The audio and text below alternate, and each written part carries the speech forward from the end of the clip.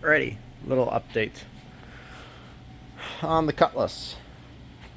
Fuel line started leaking because the fuel line I made 4 years ago at my old job, I just made it out of a piece of scrap, and it was a thick wall tube, so I single flared it. But the problem with single flares on something that vibrates between two rigid points on a vibrating engine is that eventually work hardens the flares and they get brittle and they wear out and then they start to leak. That's why everything is double flared, because it has a spring-like quality to it. At least that's my understanding of why it's single flared. It gives it a spring-like quality so the flares don't crack over time. So, considering I plan on 4-barrel swapping this year, we just cut some hard line to come off the pump like that, and we just ran a hose.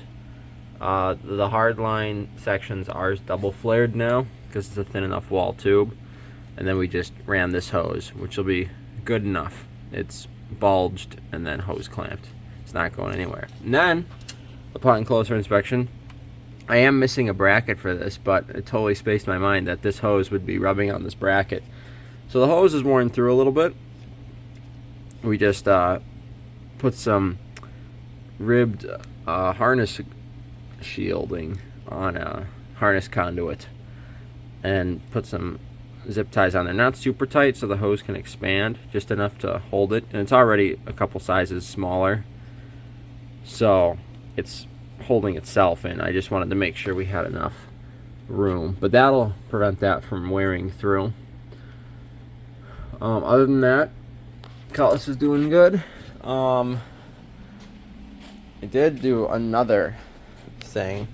I have what's called Ready Rad, which is made in Delafield, Wisconsin, not far from where I live, but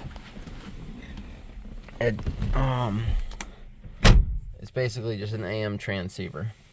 It's like those FM Bluetooth transceivers, except it didn't have Bluetooth. It just had, because of the way AM is for the least amount of sound interference, they didn't make an AM one.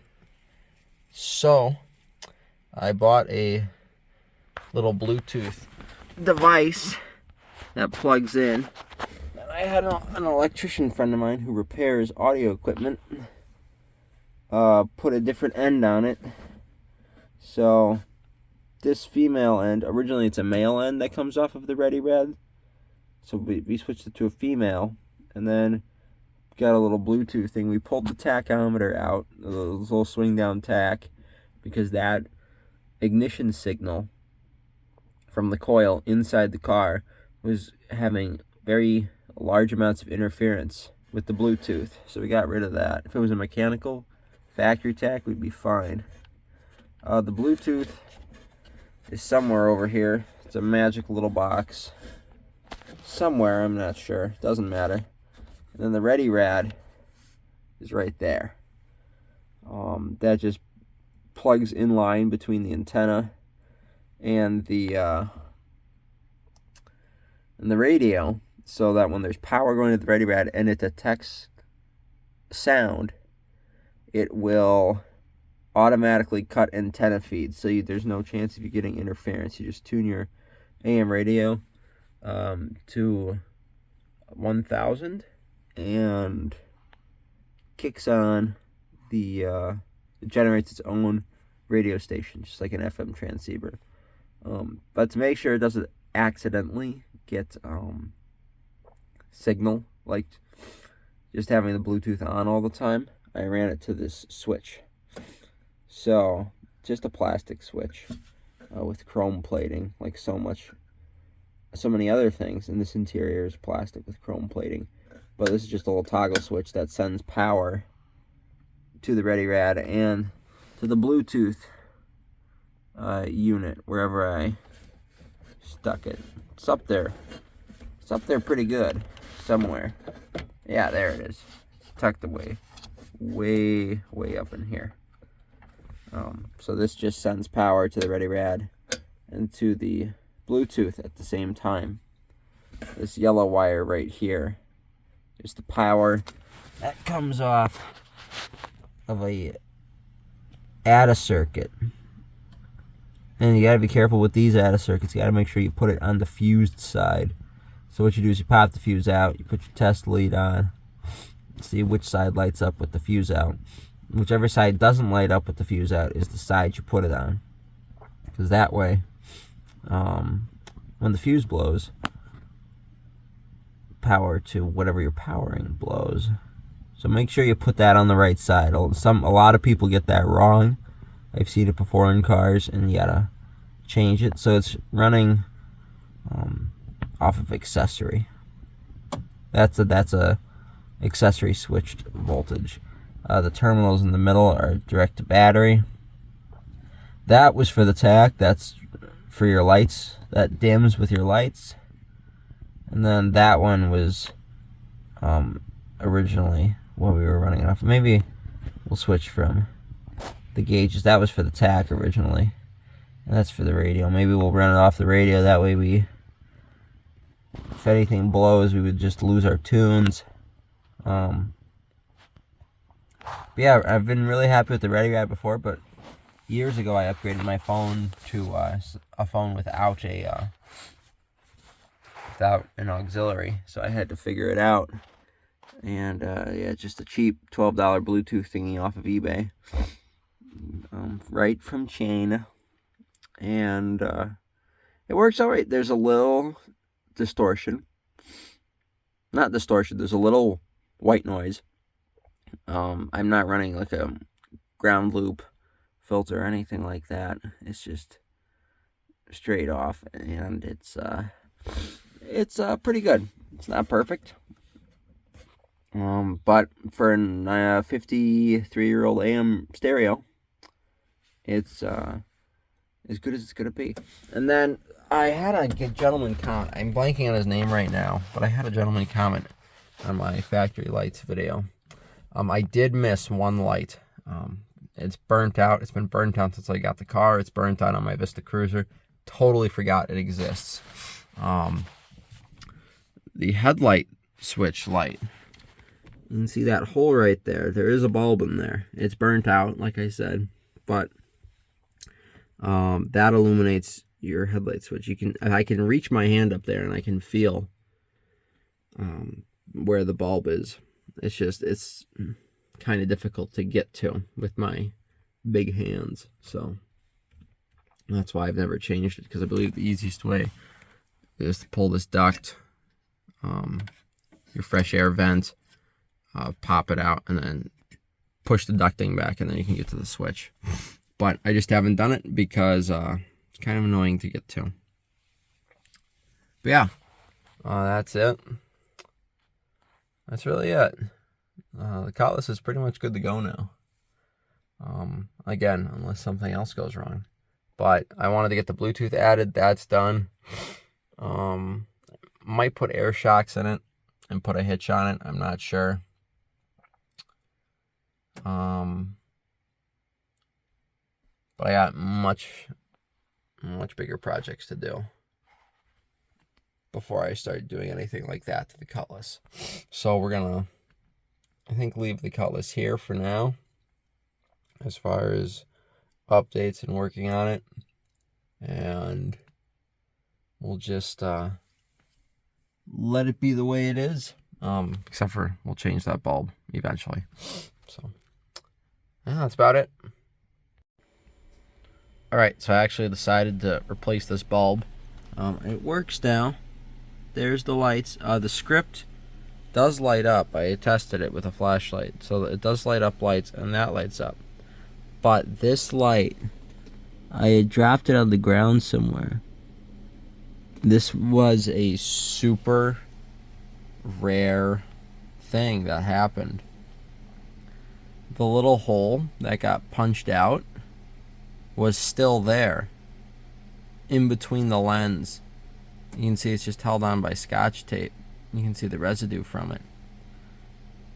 But the little hole that got punched out was still there in that little upper lip part on the lens, which is why I replaced the light, and I turned it on, and no light was coming through here. And I took a closer look. It's like, oh my gosh. Like, how did that make it past quality inspection? It's somewhere down there on the floor is the little piece of metal that was right in that hole. The only other downside is I don't have Scotch tape here, so I can't put this back in right now. I need to wait until I get some Scotch tape. So I think we'll bag this and then we'll put it on tomorrow at work. But yeah, man, what a weird thing to have happen. Assembly line mistake. What a weird thing. But yeah, that light is on. Finally. Alrighty, so it's late at night. Not that late, but it's dark. I got the bulb switched in here. It's the next day. But honestly, it's a little dim. I wonder if it's... I just pulled the bulb out and put the new one in. I forget what it was. It was like an 1145 or 1147. I don't remember what it was, the trade number. But I had one to match and I put it in. And I'm wondering if it's just too low of a wattage or something. So I'm going to look in my service manual and see if it's correct. But I'll turn these off, the dome light, and then I'll turn on. And you can see it lights up. It shows up way better on the phone than it does in person. Like if I'm over here looking, I mean, you can kind of see it, but you can't really read, at least I can't really read lights from all the way. This is what I see. And you can see, I mean, right there. It's right over here, right where my hand is, but it's a little dim. So I don't know if it's supposed to be that dim. The plastic for the script is pretty thick. And it's just, I don't know, from over here it's eh. But then the blue light shining on the switch, so you can see it. It's kind of nice. Yeah, see? There's the blue light. That's shining up on top, see? Right on my finger. And then it shuts off like that. So I'm not sure really about that. But, I mean, it works. It's known that it works. So I will just double check the trade number and see if it's right. If not, maybe put an LED in it, because I would like to be able to read it. I think it should be brighter, but the plastic is kind of thick. So, and again, it, at least to my eyes, it is a lot harder to see in person than it is on the phone. So, but that's it. Like, I mean, even on the phone, like that, my odometer is way brighter on the phone than it is. That's about what it looks like in person. And you can see how dim the lights are. Let's see, but now we're back up to being super frickin' bright. That's about how dim it is. Right there. Oh boy. Don't zoom in like that.